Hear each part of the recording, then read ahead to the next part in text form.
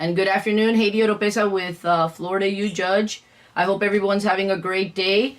And we are here. I came on a little early so that you start getting notifications via Facebook and whatever social media platform you're on. That in about 5 minutes, we have already on the screen a Councilman Joseph Citro. And good afternoon, Councilman. Buen días. Buen días. Mucho gusto. I'm so excited to have you on because there's good information that you recently made East Tampa aware of, and I was excited to hear it. In fact, that day, I was having a restful Saturday in mi casa, and somebody texted me and said, "Oh, you gotta jump on live. There's a bunch of candidates on live at a civic event." And you were one of them, and you said something that excited me very much. And so I wanted to spread the good news to the communities. And Connie Burton, always a pleasure to have you on. You know that mi casa is su casa, mi platform is su platform. You come on anytime you need to speak about important things because you have been going strong for decades now, and I admire you much. 4 minutes, if you are tuning in now, getting the notification. We're going to talk to Joseph Citro, who's the Tampa's councilman, one of the 7 councilmen, and he represents the city at large. He has an at-large a seat, District 1. And so just let people know, even if you don't catch it live, it's at a little challenging hour, 2 o'clock while we're working, but you can later on look at it and disseminate it, circulate it through social media so that people know the information that the councilman is going to provide us with now. Kimberly DeFalco's on already, early, good. Hey, hi Haiti, Connie, and Joe. Hi Kimberly, thanks for tuning in. I'm excited that I believe that there's some good info that's going to be disseminated. Kimberly's my girl. She is. I love me some Kimberly.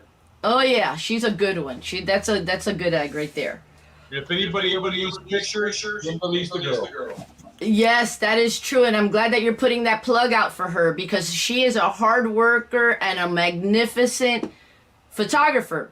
And so Kim, you know, if anyone out there needs pictures for any type of occasion, look her up on social media. That's her name, Kimberly DeFalco, and hit her up. She does great work. 3 minutes, and we will be on. We're on live now. We will start shortly, and we are going to talk about Councilman Citro, Joseph Citro. He recently came on and gave some good news. He had been at a press conference, and mentioned that there were great things, wonderful things, in fact, happening in East Tampa, that the CRA, I have to get up to speed a bit. Maybe the councilman can help me out and educate me some with CRAs. And I know Connie is currently serving on the CRAs, but there's monies. Thank you, Connie. Thank you.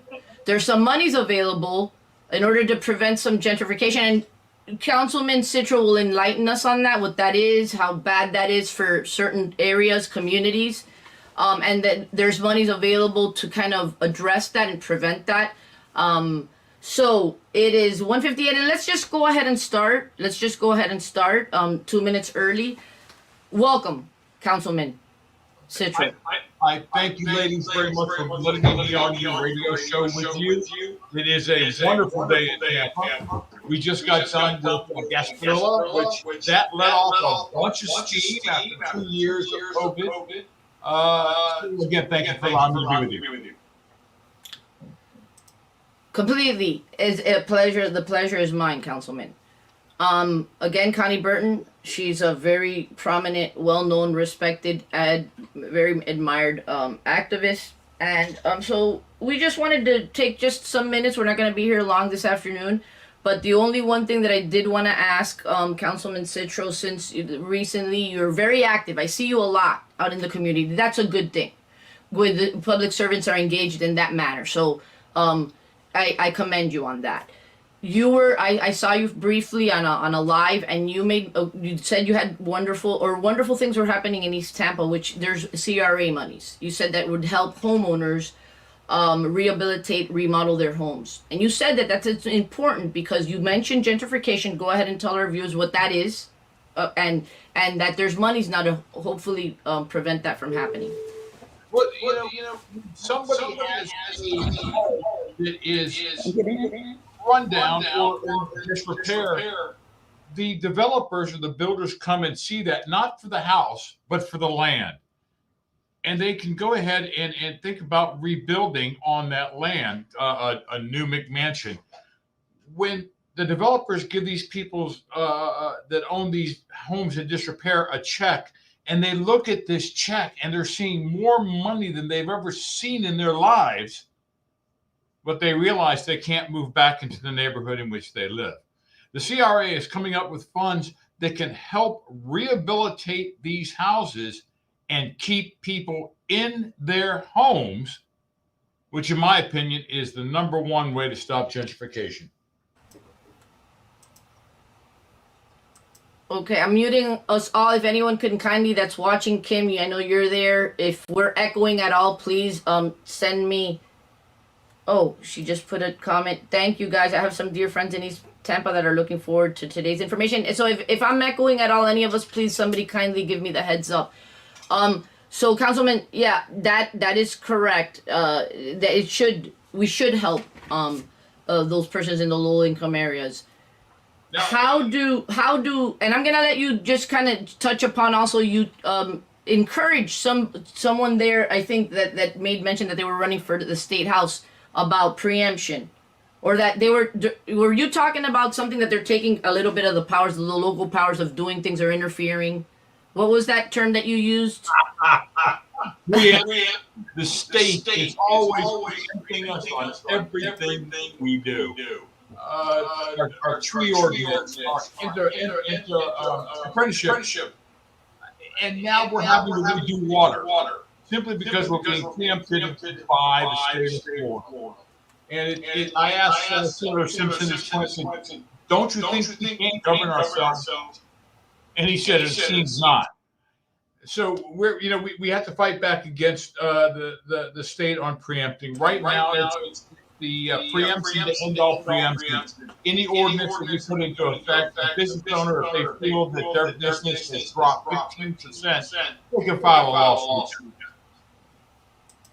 Okay, so that's important. And then you touched upon that in regards to affordable housing. Yes. Yeah. The state is preempting us on how much we can mandate developers or builders to put affordable housing into their unit. Okay, so the reason that I was mainly interested in bringing you on, Councilman, is how do these homeowners go about trying to get this money for their homes to remodel, as you said, and rehabilitate, so that a developer with a big check that in the amount of monies that they've never seen in their life and tempts them to take it, so that they can then seize that community and pretty much push those lower income residents out of there, and making it very challenging because we all know how incredibly inflated now the rental, the housing market is, especially in the Tampa Bay area. How do they go about navigating through the process of saying my area is blighted, or I fit the criteria where the CRA monies are earmarked for me to apply to get, so that I can rehab my home, remodel it, so I can stay here living in this home, in this neighborhood? Well, first we must remember that the monies that are collected in a CRA area can only be spent in that CRA area. So if a person has a homestead at home, wants to stay in their home, and some repairs need to be done, they can apply to the local CRA CAC for up to $40,000 of a loan to help refurbish their property. Okay, and you know what? I did manage to speak to some people out here locally that are very well versed on CRAs, and then a good friend of mine who's very politically involved, Grant Stern. He has his own show and platform. He's very familiar with the CRA. I am not. I've been getting up to speed, and particularly to prepare for today's broadcast. But so I do understand that. I believe that there's maybe like 7 local CRAs that are composed. I know Connie's on a CRA. Connie, educate us. How does this work?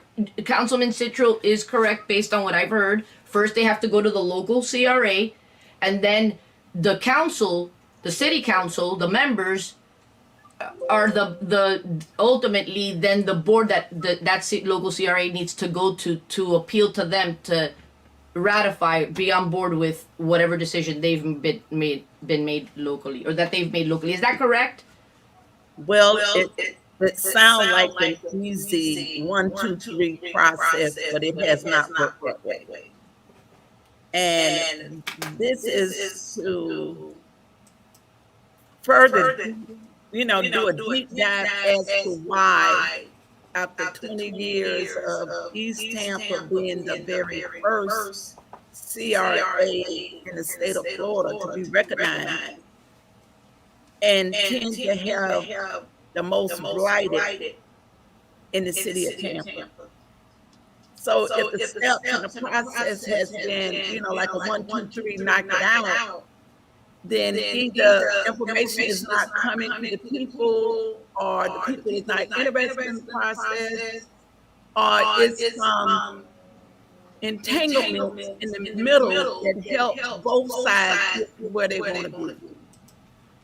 And the thing that I've seen over the last 20 years is that information is not easily available to the community.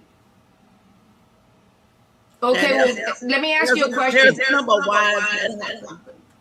Let me ask you this, Connie. I know that there's a lot of even not led public official or public servant forums, but that of community activists such as yourself. Is there a way that a forum could be had, an educational one?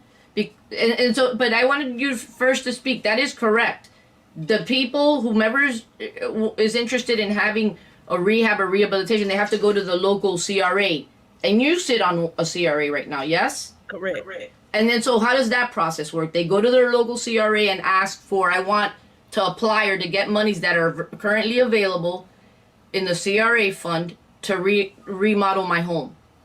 Yes? Well, no, it don't really work. Let me just kind of go back a little bit. And I would say that there's some deep distrust issues between the community and government. There's a process of having a lien applied to your property if you're getting these accounts and these resources. But even more important than that to me is that people have not seen enough visible examples that it is working. And so I'm not here to associate blame to the councilman, but that's the reality, because all of the elected bodies in the city of Tampa have utilized East Tampa as a platform of how either we're going to bridge two cities and to become one livable city, how we're going to remove blight out of our community, or how we're going to deal with East Tampa and the Black community from a historical perspective of where demonstration, discrimination, and racism has played a big part in whole communities being left behind. So now we say the CRA has available money, and East Tampa do. And so you get this information out to the community that it's available, and then it becomes either within the system not having enough available staff, the community feel distrustful in putting a lien against their property and just weaving through that process. And I just believe that, given that the fact we've been talking about rehabilitation and gentrification is not a local issue, it's a national crisis. And so it seems to me now those that are in power will step up in meaningful ways and say, you know what? We've been dealing with this long enough. I've heard the cries for the people. Either we get enough staff in there, all hands on deck, and move it forward, so we can start building a level of trust between government and the people. I understand, Connie. I understand, but I can't say that I'm an expert or a pro at this because I've never dealt with this, but I'm trying to get educated here as I'm actually trying to put effort in educating the people. You know more so than I about the CRA because you sit on a current local CRA, yes? Yes. Okay, so how does that process work? The homeowner... It's supposed to work from the bottom to the top. Okay. If people come to the community and say to the board and say, these are our fundamental issues, the board then and the staff interpret that to the CRA, City Council Board, that these are the desires and wishes of the community. Okay. It should go out in an RFP and then we should see an abundance of work start. Right. So the homeowner would go before your board that you sit on, say, this is what is happening. I need money for this. And then you all as a board vote, yay or nay. Yes? Well, we've already voted and we have already set aside a tremendous amount of funds to deal with the issues. So the community know what it wants. The community has said that for the last 10 years, we need rehab in our community. We take it in as a board, which I'm a part of, to the city council, and we say, council, we don't, the staff do, say this is the desire of the community. Then the staff is responsible for putting that in an RFP so it can go out for bid, contractors that is interested in working on these projects get swept forward, and then we can get the ball rolling. Okay, all right. So Councilman Citro, could you elaborate, expand on, add to that the process that Connie said, yeah, we hear the people, they want the money, then we have our staff prepare whatever they need to then forward it over to council, city council.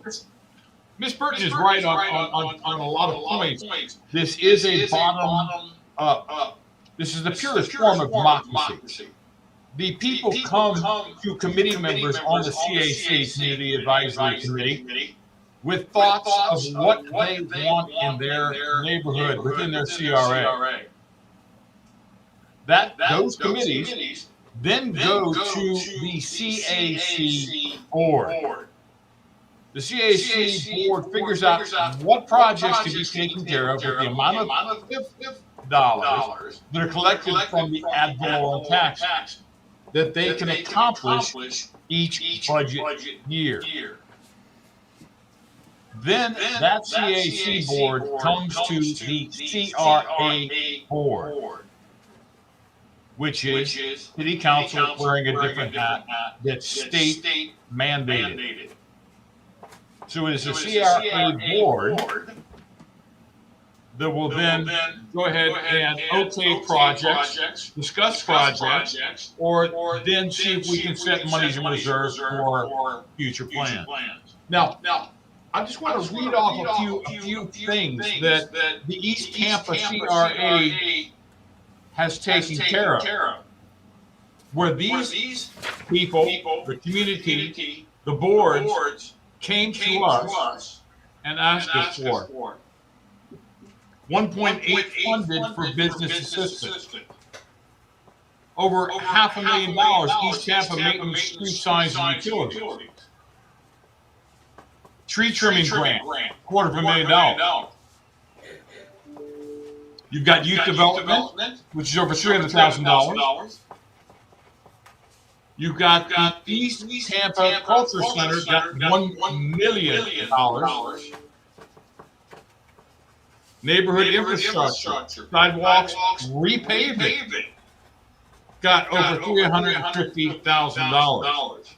Now there is $34,000 funded since December of last year for facade grants, neighborhood cleanup, $190,000 in affordable housing grants, and again, down payment assistance for homes, $90,000, and there is over $250,000 in down payment assisted under contract right now. Right now, they have in reserve $6.5 million. But already $15 million has been allocated. Okay. So we're looking at what the community is asking for, what the committees are deemed necessary that go into their CAC board. East Tampa right now has the opportunity to help people stay in their homes, but we're sending out for RFP now. I'm not saying that this process is slower than it's stale, but this is the first time the East Tampa CRA is taking this upon itself. It's going to take a little time to get it right. We wanted to make sure it's available for everyone in East Tampa that may need it. Okay, let me just say this. When we have seen the city, and I'm going to use the Rome Yard project, as well as now the new development that's coming in East Tampa for the new headquarters that would eventually be the police or city service. I remember that project coming to the board, say April of last year, and if you go by that project now, full demolition, they're getting ready to lay sewer pipe, and we've seen the process move like that. When it comes to our community, when you can hear despair after despair, then the prioritizing of how things are getting done. We talk about down payment assistance, but the houses is out of the reach of people that live in the community. It increased by 40,000, but we got houses in East Tampa right now that is being priced up to $400,000 when a lot of the community work at low-level jobs. So it don't take a science project to figure out who those houses are being built for. Secondly, you cannot start your political platform by saying you understand and you see by sight the despair and the deplorable condition that some of these houses are in. And then being a political leader, you say, well, then the people has wanted 50 other things done, and they get prioritized not based on sustaining their living condition, but cutting trees around the house. And so that's what we've seen done over the years, is that our community has been piecemeal. We have been split. People are coming into the community and everyone is welcome, but we are spectators in our own community. We have not been able to push the staff or the council or the mayor in a way in which it would benefit generationally for people to remain in East Tampa. Let's take the aforementioned project you said. Those aren't in the CRAs. It's East Tampa. East Tampa? East Tampa. Rome Yard? No. East Tampa? No. Okay, you had mentioned Rome Yard. That's not in East Tampa. No. I was using the Rome Yard project as an example to show the let's go on further. Right now, what we're doing is we're trying to use CRA funds to keep people in their homes. We've already seen that with one of the residents that we interviewed last week, the press conference we had. Things are coming. And right now we're getting more staff, which is going to expedite these things. Well, so could we then tell the community via our social media platforms that they need to go to their local CRAs because there is money right now for remodeling of their homes? And when the RFPs come through, yes, ma'am. It is so bad in East Tampa right now that the county had to submit, didn't have to, but they gave $1.3 million to assist in the rehab in East Tampa. And so while city government, and most of these guys on council is all men, probably husbands or father, has the dear wonderful comfort of their homes. They don't have to deal with plumbing issues, electrical issues, living in deplorable conditions that the people have lived in over 20 years. It should be a full embarrassment. It should be a full embarrassment for any political leader to use East Tampa as a platform of things getting better, and when you've had over 20 years to make it happen. People should be solely embarrassed. And to add insult to injury, the council made a resolution in 2020 saying that you understood the city past egregiousness against the African community.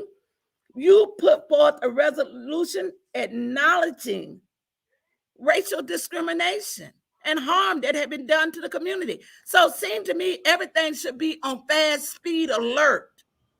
And Ms. Burton, since I have been on council, I've made sure that the CRA is on fast speed alert. And I'm not going to go, I mean, this is not a back and forth. This is a preview of what East Tampa looked like.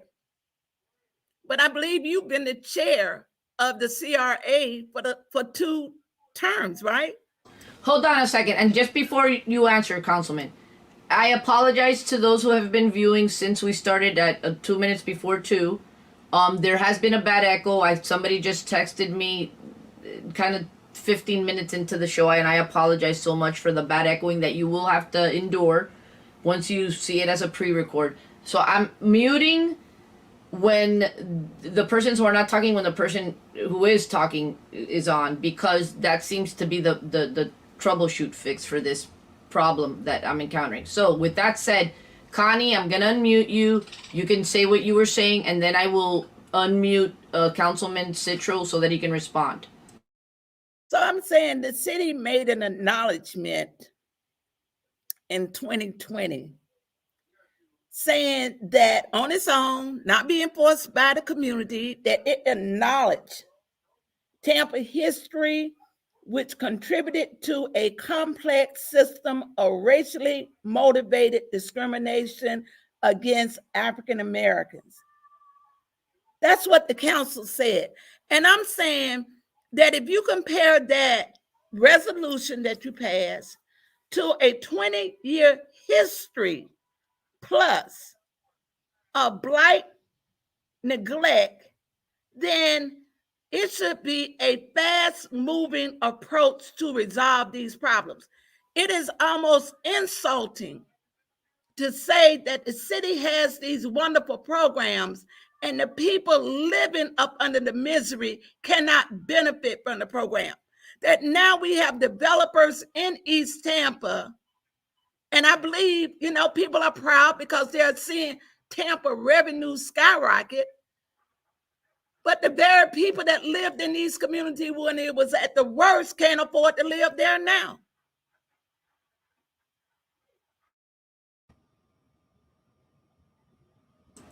Joe Citro, Councilman, your turn. Thank you, Ms. Burton. We have heard what the community has been asking for. And yes, the council did make a resolution. 20 years. I've been here for 3 years. And again, I will say it again. When I have been chair of the CRA, I have helped expedite as much as we possibly can in those 2 years. Ms. Burton, we have taken on projects that would have taken some other places years and years to accomplish. And we're getting more and more staff. And we just got a young lady from Lakeland who's dealt with CRAs there. And our staff is going to grow and things are going to be done and quicker than they have in the past. I want to ask this question for Councilman Citro real quickly. You have proposals that you're requesting that are coming in, and as soon as those come in, those bids already for specific projects that have been applied for in these lower income neighborhoods, or just general? Can you enlighten me on that? Generals and contractors are going to be able to take care of these projects. We're trying to keep the workforce within the neighborhood.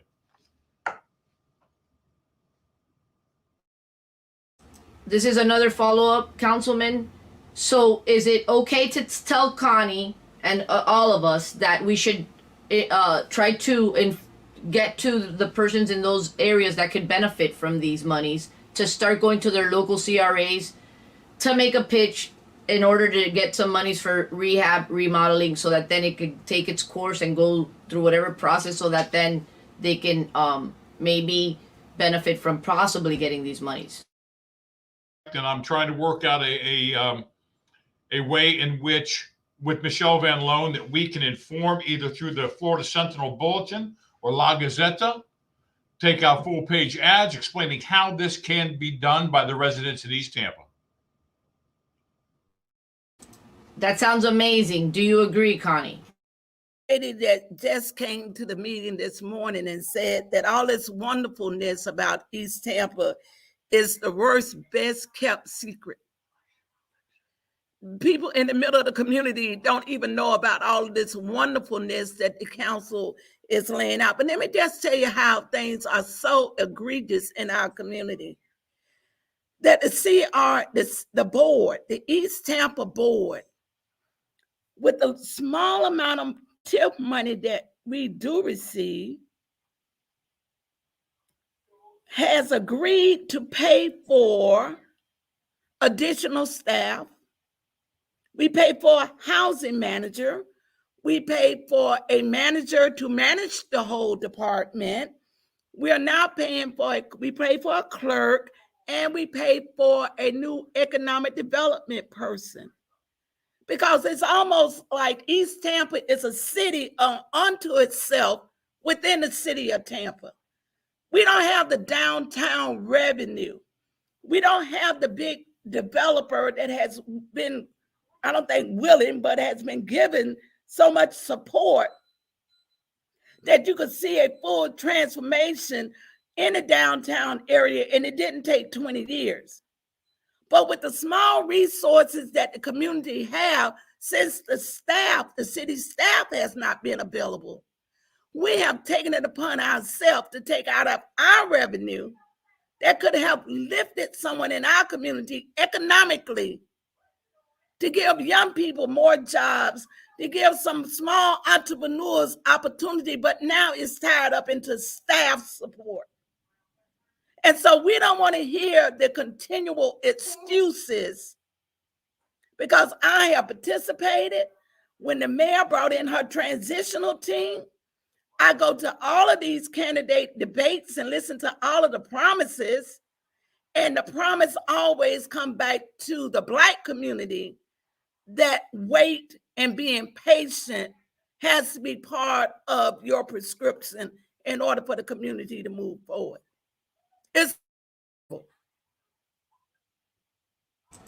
Repeat that, Connie. I say the waiting is deplorable.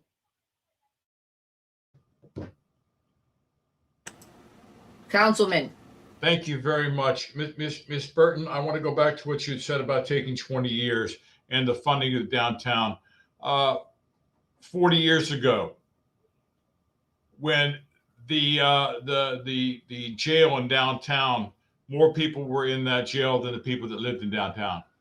If it wasn't for the vision and CRA dollars to help build the convention center, the aquarium, and the hotels, that was 40 years ago. So yes, downtown Tampa has developed, but it didn't happen overnight.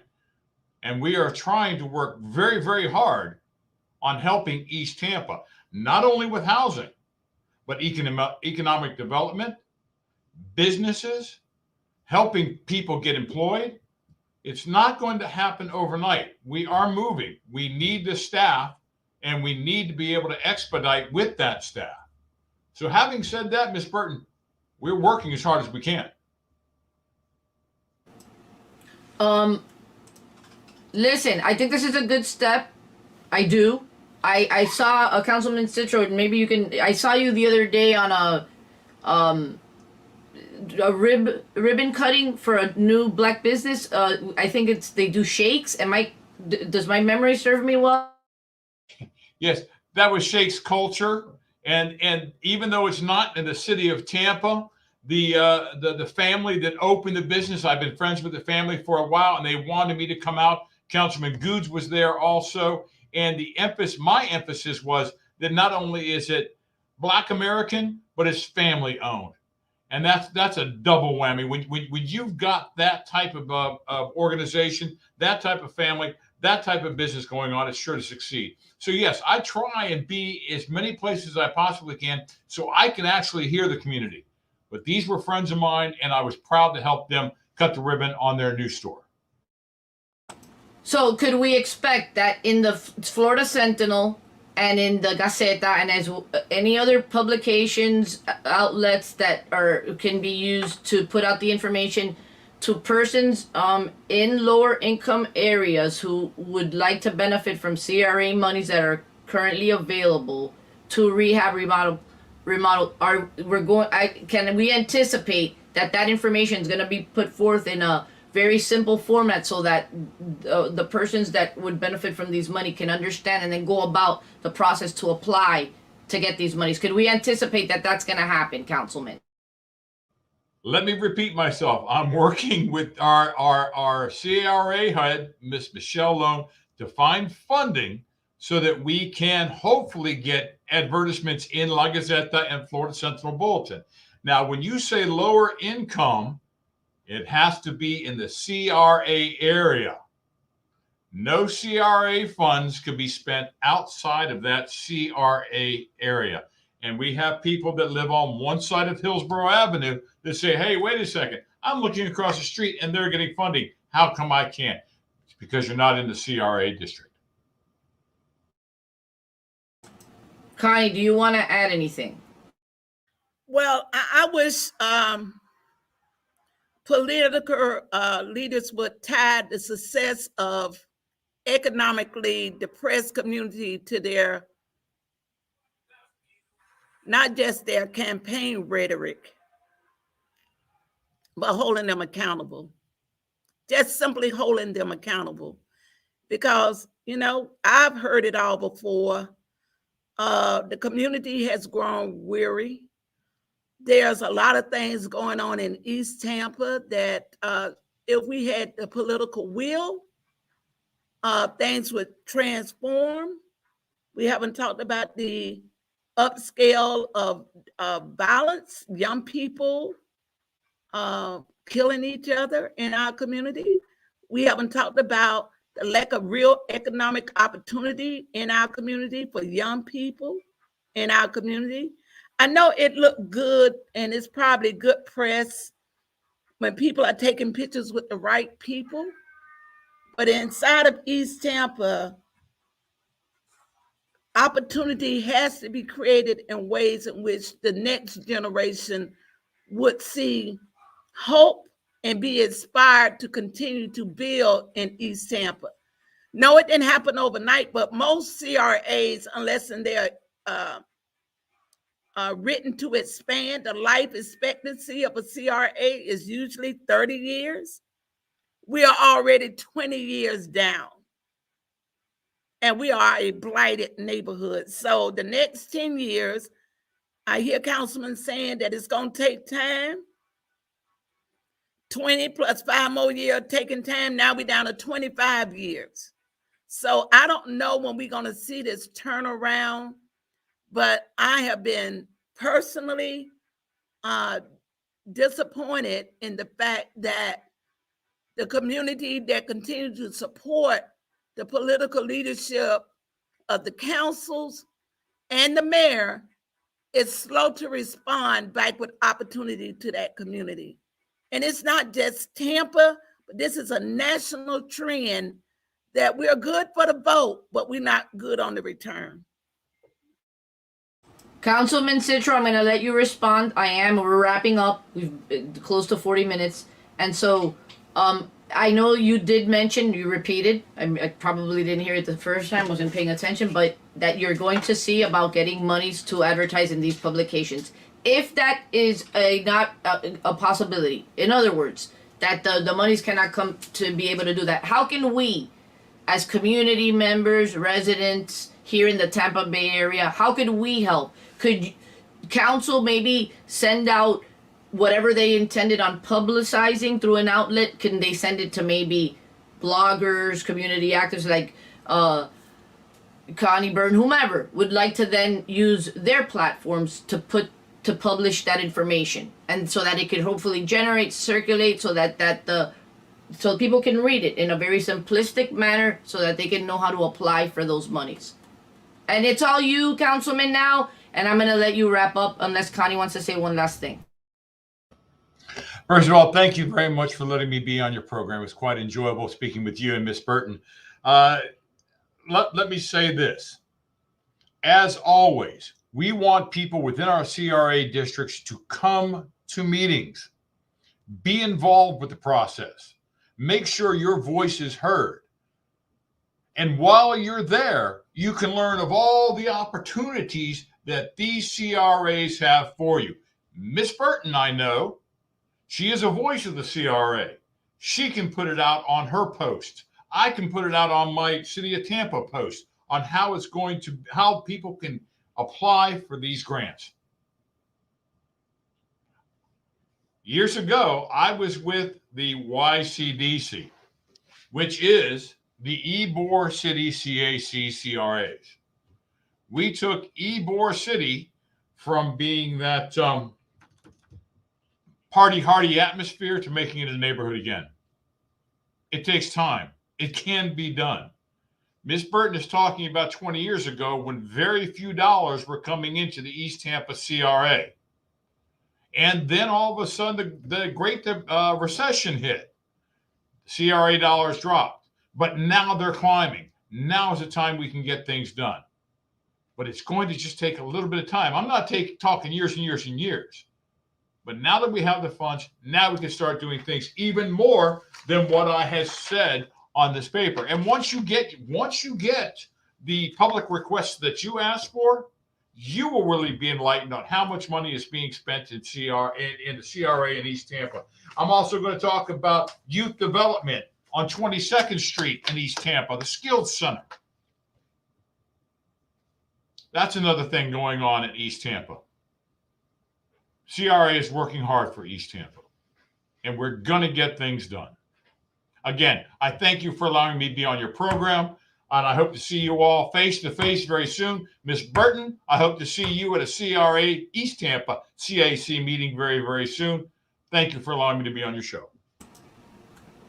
Thank you for coming on. It was a pleasure, really, and I pray for good things, and in whatever manner that I may assist Connie or whomever to get the word out, or to help, just lend of my whatever I'm able to lend time to and effort to. I'm happy to do that, because it's a good thing to help persons, especially now in this time when affordable housing is so challenging. And I did want to make mention before I let Connie say whatever last words she wants to say, and I'm glad that Councilman Citro is on to hear this. I almost forgot. Thank God I didn't. And I want to apologize to those who started listening to the broadcast earlier, and with all the echoing, and they gave me the heads up that 20 minutes in almost that was happening. I apologize for that. But I did get I was tagged this morning by Jay Passamore, who's a very well-known Tampa community activist. So she sent this morning, and I wanted to put that out there for the community in Tampa to bring it to the attention also to the Councilman Citro. She said, the people of Holly Court are facing immediate displacement. Please come out and support them today. Demand that Palm Communities LLC honor the leasing agreements that the previous owners of the property held with the tenants. Imagine signing a lease and 3 weeks later being told the property has been sold and you have to leave. Please come out and support these residents. We must put a larger spotlight on what's happening. That's scheduled for Monday, January 31st, which already happened. So we're a day late, but I just got that early in the wee hours today. So that we won't show that, but I know Councilman Citro has no idea that I was going to make mention of this. So I don't want to blindside you at all, but I do want just to the issue of an issue that appears to be happening in Tampa, where a building was bought by someone and the previous owner had pending leases, which I think were even of 12-month terms, and the tenant had only lived in the leased apartment for 3 weeks. She wants to bring attention to that. That's problematic, I believe. But do you want to comment? It's not fair to ask you to, because you weren't in the loop prior to agreeing to come on. But do you want to speak to that? If not, if you need more time, maybe you can contact Jay directly. Well, I've known Jay for a long time, and she is very passionate about things here in Tampa. I do not have the information right now to give you an intelligent answer. So please, I will look into it. I will look back and get back with you. But if there is lease agreements that are signed, I don't understand legally how somebody can do it. Again, I don't have all the information in front of me. You're an attorney at law. You know these things. If you got a lease agreement, somebody comes and purchases it, that lease agreement should still be binding.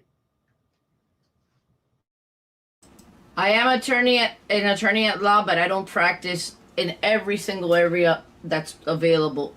But there seems to be a problem with that.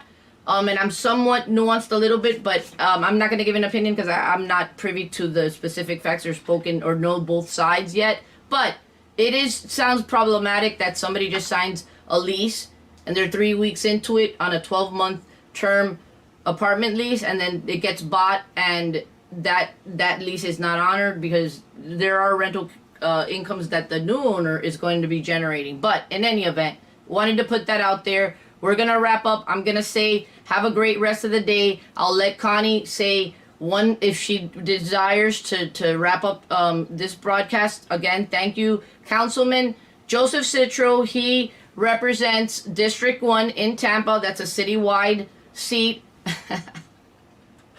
And thank you for coming. It was a pleasure. Connie, wrap up, and then I'm going to bid everyone a great rest of the day.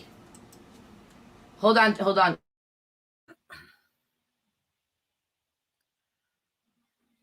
Despite what I say and, compared to what the councilman has said, the proof will remain as our guiding light.